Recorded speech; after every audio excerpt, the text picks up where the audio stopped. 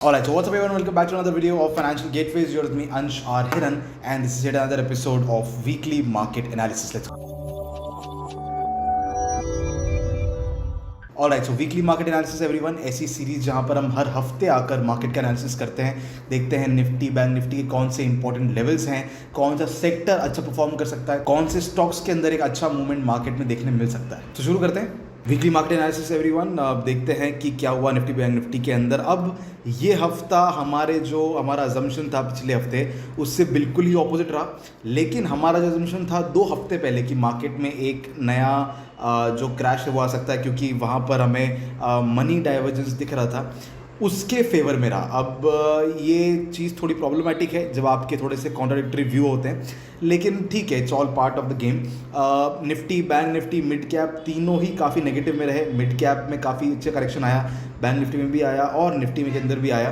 वापस volatility market में बढ़ी है, 13.46 तक ऑलमोस्ट विक्स इंडिया अभी आ चुका है और ये थोड़ी चिंता में डालने वाली बात है।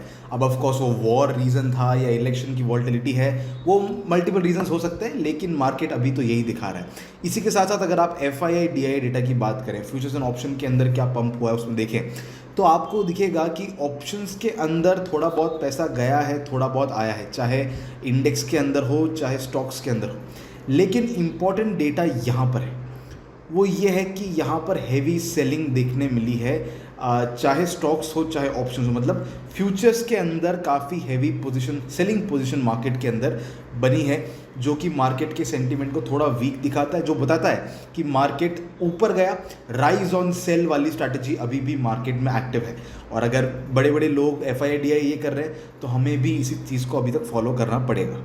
सेक्टर वाइज एनालिसिस की बात करें तो ऑलमोस्ट सारे ही सेक्टर्स हैं वो सब कुछ नेगेटिव रहा है, लेकिन जो हमारे स्ट्रॉन्ग सेक्टर थे कौन से, इंफ्रा, रियलिटी में फिर भी थोड़ा बहुत करेक्शन आया, लेकिन इंफ्रा के अंदर लेस देन 1%, मेटल के अंदर लेस देन 1% और ऑटो ऑलमोस्ट 1.1%। ये 3 स्टॉक सेक्टर जो हम बहुत काफ़ी टाइम से बुलिश हैं वो अभी भी अच्छा परफॉर्म कर रहे हैं। अब अगर बात करें लास्ट वीकली एनालिसिस के स्टॉक्स की, तो आपको दिखेगा कि जितने भी हमने बुलिश ट्रेड लिए थे उनमें से कोई एक्टिवेट हुआ नहीं है, लेकिन TVS मोटर्स के अंदर जो ट्रायंगल का ट्रेड था वो अपसाइड ब्रेकआउट की जगह पर डाउनसाइड ब्रेकडाउन हुआ और वहाँ पर 8% का हमें रिटर्न देखने मिला। इसी के साथ साथ HDFC बैंक जो है वो हमने आपको कहा था कि एक सपोर्ट लेवल है जहाँ से चेंज इन पोलैरिटी बना सकता है, तो हमने 2 लेवल्स दिए थे, पहले पर सपोर्ट नहीं लिया लेकिन सेकंड लेवल पर अब सपोर्ट ले रहा है, तो आप एक बार उसको जाके चेक करिएगा, you will get a decent idea. इसके अलावा जो एक्टिव ट्रेड्स हमारे पहले हफ्तों से चले आ रहे थे उसमें हिंद पेट्रो अभी भी एक्टिव है, जहाँ पर हमने बाय किया था ऑलमोस्ट उसी लेवल पे ऊपर है। TCS के अंदर ऑलमोस्ट 4% की रैली देखने मिली, लेकिन जब वो नीचे गिरा तब हमें ब्रेक इवन पे एग्जिट करना पड़ा और ग्रासिम के अंदर हमारा स्टॉप लॉस सेट हुआ। So that's the story. अब ऐसे हफ्ते निकलते हैं, मार्केट में कोई दिक्कत नहीं है, बट कंसिस्टेंट रहना हमारा काम है। So consistency is the key, as I always say. Now let's check the market, देखते हैं किस तरह से मार्केट अगले हफ्ते परफॉर्म कर सकता है। सबसे पहले अगर बात करें निफ्टी की, तो निफ्टी के अंदर आपने जो हमारे लेवल्स अगर देखे हैं तो you will know exactly what happened in the market. ऊपर ये रेजिस्टेंस लेवल तक गया, उसके बाद यहाँ पर क्लोज दिया, यहाँ पर क्लोज दिया और अब जाकर हमारे लोअर लेवल 21,870 तक ये क्लोज दे रहा है और नीचे एक ट्रेंड लाइन बनती हुई आ रही है जिसको अब ये मार्केट रिस्पेक्ट कर रहा है। और ये सारे लेवल्स जो हैं ये मैंने मूवमेंट होने के बाद नहीं बनाए, अगर आप हमें फॉलो कर रहे हैं तो ये सारे लेवल्स ऑलरेडी आपके पास बने हुए हैं। अब अगर एक इंटरेस्टिंग चीज़ आपको बताऊं तो अगर मैं निफ्टी को वीकली चार्ट के ऊपर लगाता हूं तो आपको दिखाई देगा हमारी एक स्ट्रैटेजी जो हम यूजुअली फॉलो करते हैं स्विंग ट्रेड्स के लिए, वो है कि बैंक निफ्टी जो है वो 20 मूविंग एवरेज के यहाँ पर टच कर रहा है वीकली चार्ट के ऊपर, ओके। और डेली चार्ट में ये एक सपोर्ट लेवल पर है, ट्रेंड लाइन के पास है, सपोर्ट लेवल के आसपास है। साथ ही साथ अगर मैं वीकली दिखाऊं तो वीकली का जो RSI है वो 60 के पास है, यानी 60 के ऊपर सपोर्ट ले सकता है। वहीं दूसरी तरफ अगर मैं डेली चार्ट दिखाऊं तो डेली चार्ट में आपको दिखाई देगा कि ऑलरेडी यहाँ पर जो डेली 40 पे है ये सपोर्ट ले चुका है। मतलब ओवरऑल जो है मोमेंटम भी ये दिखा रहा है कि मार्केट अब पॉजिटिव हो सकता है। साथ ही साथ प्राइस एक्शन और हमारी जो स्विंग ट्रेडिंग की स्ट्रैटेजी है वो भी ये दिखा रही है कि मार्केट में सपोर्ट अब बनता हुआ दिख रहा है। तो ये जो ओवर रिएक्शन था मार्केट का वॉर को लेकर या कोई भी और न्यूज़ को लेकर, वो अब खत्म होता हुआ मुझे अगले हफ्ते में दिख रहा है। अगर कंफर्मेशन मिलता है, यहाँ पर कोई डबल बॉटम बनता है या यहीं से कोई बुलिश पैटर्न बनता है, तो एक अच्छा मूव अगले हफ्ते निफ्टी के अंदर आ सकता है। लेवल्स आर स्टिल इंटैक्ट, ये वाला जो सपोर्ट जोन है, उसके अलावा 21,870, 22,120, 22,300, 22,500, 22,580, ये सारे लेवल्स अभी भी इंटैक्ट हैं। देखते हैं how the market performs in the next week. अब अगर बात करें बैंक निफ्टी की, तो बैंक निफ्टी में आपको दिखाई देगा कि मार्केट ये ट्रेंड लाइन को फॉलो कर रहा है। हमारे जो पुराने लेवल्स थे ऊपर की तरफ यहीं पर टॉप बना, वापस नीचे गिरा तो यहीं इसी लेवल के आसपास बॉटम बना है। ये ट्रेंड लाइन को भी रिस्पेक्ट कर रहा है, ट्रेंड लाइन के नीचे अभी तक क्लोज नहीं हुआ है, which is a very good sign. साथ ही साथ इम्परफेक्ट 40 का सपोर्ट लेकर ये ऊपर जाने की कोशिश कर रहा है। और अगर मैं इसको भी वीकली चार्ट बनाता हूँ तो आपको दिखाई देगा कि बैंक निफ्टी के अंदर भी हमारी वो जो weekly on 20 moving average and daily support levels के ऊपर ये स्ट्रैटेजी अभी भी चल रही है, अभी मतलब बनता हुआ दिख रहा है। अब इसका मतलब क्या है? इसका सिंपल सा मतलब ये है कि जब मार्केट के दो मेजर इंडेक्स सपोर्ट लेवल के पास में होते हैं तो मार्केट इतना जल्दी नीचे नहीं गिरता अगर कोई बहुत बड़ी न्यूज़ ना हो। तो अगला हफ्ता मैं थोड़ा पॉजिटिव हूँ, थोड़ा बुलिश हूँ, लेट्स सी। बट छोटी क्वांटिटी में ही बाई करने में अभी समझदारी है, क्योंकि हमने देखा FIDI डेटा के अंदर पैसा काफ़ी ज़्यादा पंप हुआ है शॉर्ट पोजीशन बनाने के लिए, तो हम उसमें उतना चांस नहीं लेंगे। छोटी क्वांटिटी में डेफिनेटली अच्छे ट्रेड्स हमें मिल सकते हैं। अब अगर बात करें कुछ स्टॉक्स की, तो पहला स्टॉक जो हमारे रडार में है अगले हफ्ते के लिए, that is Adani green energy. Adani greens हमारी वही पुरानी स्ट्रैटेजी जिसके ऊपर हम जब स्टॉक वीकली के ऊपर 20 मूविंग एवरेज के पास आता है उसको शॉर्टलिस्ट करते हैं, और डेली के ऊपर कोई मेजर सपोर्ट लेवल है तो देखिए, अगर आप ये देखेंगे तो जो ओवरऑल ट्रेंड है उसके 23% रिट्रेसमेंट के ऊपर आया है। साथ ही साथ ये जो एक स्ट्रॉन्ग ट्रेंड लाइन चली आ रही है, इसी के आसपास आकर आप सपोर्ट ले रहा है। Volume of the green is decent, red की भी ओके है। यहाँ पर RSI 60 का सपोर्ट है वीकली के ऊपर, और यहाँ पर अगर यहाँ पर सपोर्ट कंफर्म होता है तो RSI 40 का सपोर्ट हो सकता है, या फिर अगर एक चेंज इन पोलैरिटी बनती है, एक तरह का डबल बॉटम और चेंज इन पोलैरिटी बनाता है, तो डेफिनेटली एक अच्छा ट्रेड बहुत ही स्ट्रॉन्ग रिस्क रिवॉर्ड के साथ में यहाँ पर अडानी ग्रीन्स के अंदर अगले हफ्ते मिल सकता है। Next stock in our radar is JK cement. JK cement के ऊपर हमने पहले भी एक ट्रेड लिया था यहाँ पर, which was very very successful. आप में से बहुत सारे लोगों ने ये ट्रेड शायद लिया भी होगा या मॉनिटर भी किया होगा।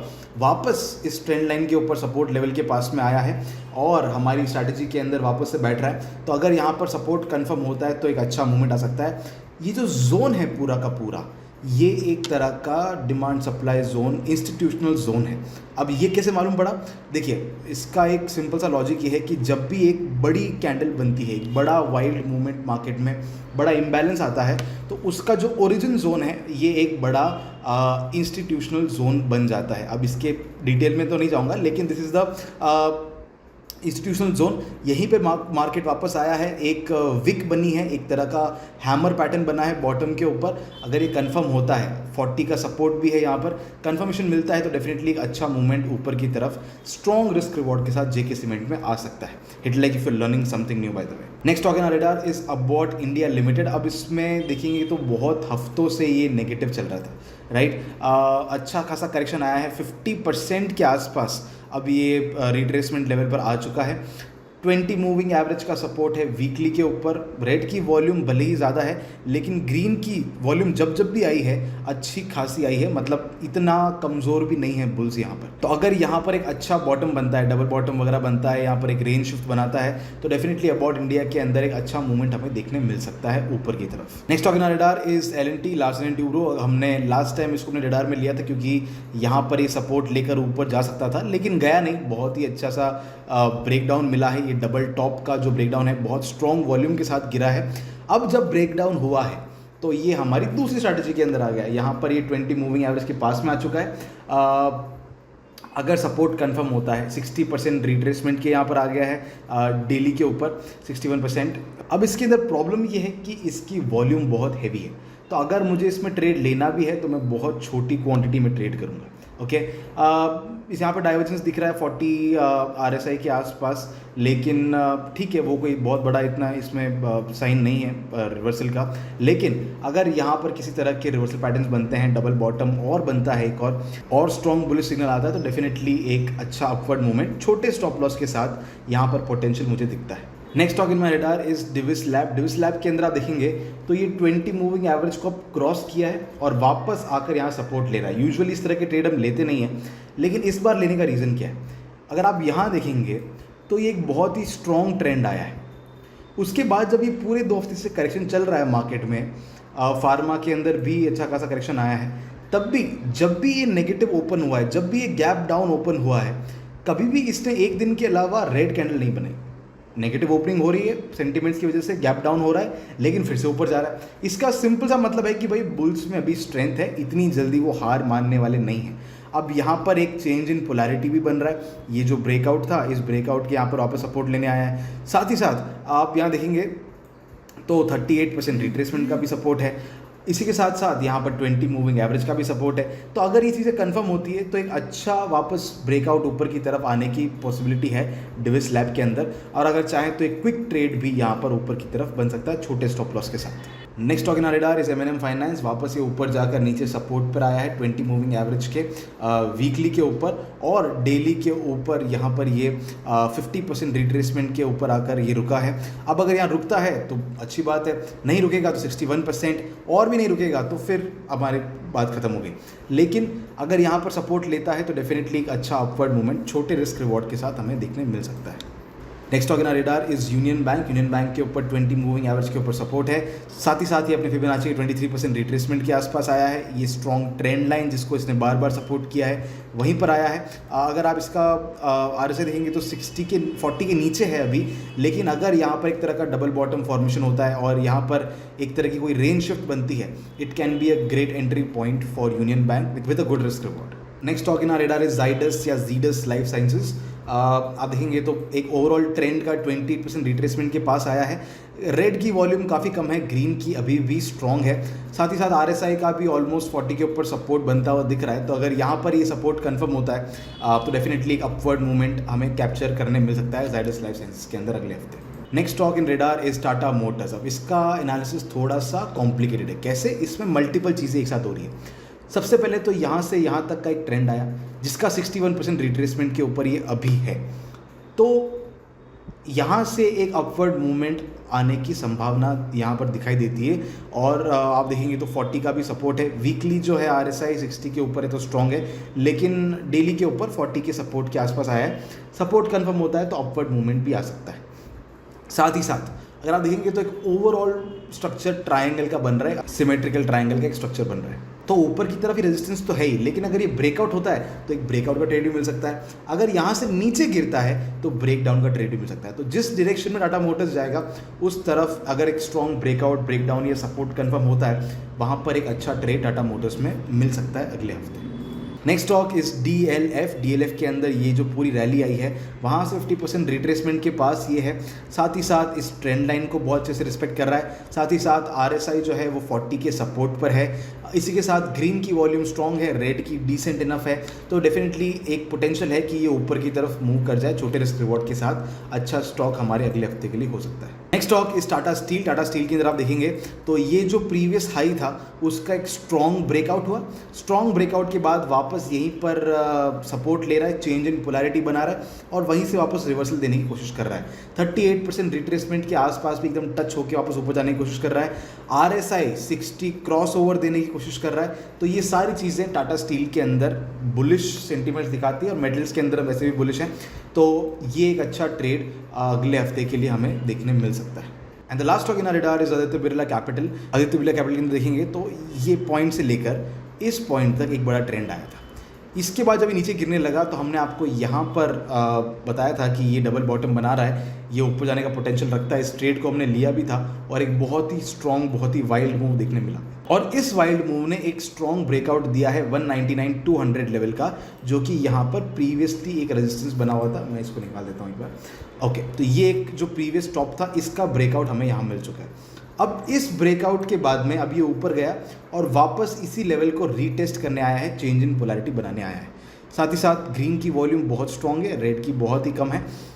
यहीं पर RSI 60 का भी सपोर्ट है। ये सब चीज़ें दिखाती है कि आदित्य बिरला कैपिटल के अंदर अभी पोटेंशियल है।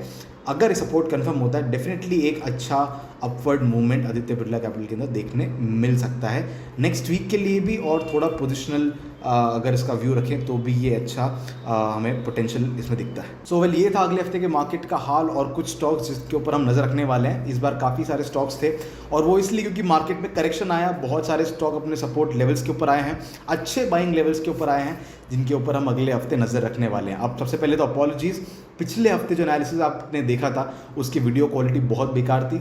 वी आर एक्सपेरिमेंटिंग, हम थोड़े बहुत एक्सपेरिमेंट्स कर रहे हैं बिकॉज हमें कंसिस्टेंटली ये वीडियो अपलोड करने पड़ते हैं, चाहे मैं अपने घर पे हूँ, ऑफिस पे हूँ या कहीं बाहर हूँ, तो उसके अंदर एक्सपेरिमेंट्स करते करते कभी कभी क्वालिटी इधर उधर हो जाती है। बट कंटेंट के अंदर हम हमेशा कोशिश करते हैं कि क्वालिटी में कोई कमी ना हो, वीडियो के अंदर हो तो आप चला लेना प्लीज़। इसी के साथ आज जो मैं शूट कर रहा हूँ, आज महावीर जयंती है, तो सभी को महावीर जयंती की बहुत बहुत बधाई। उनका जो सत्य अहिंसा का जो लेसन है हम सबको इंस्पायर करता रहे। इसी के साथ साथ आज हमने वीडियो के अंदर कुछ ऐसी इंपॉर्टेंट नगेट्स के बारे में बात की है जो मैंने आज से पहले इस सीरीज़ के अंदर कभी नहीं कही। तो अगर आपको वो नोटिस में आया हो तो let me know in the comment section below. And अगर आपको पसंद आया हो तो hit the like button, share this video with your friends, और मैं आपसे बहुत जल्द अगले वीडियो में मिलूंगा। Till then keep learning and keep training.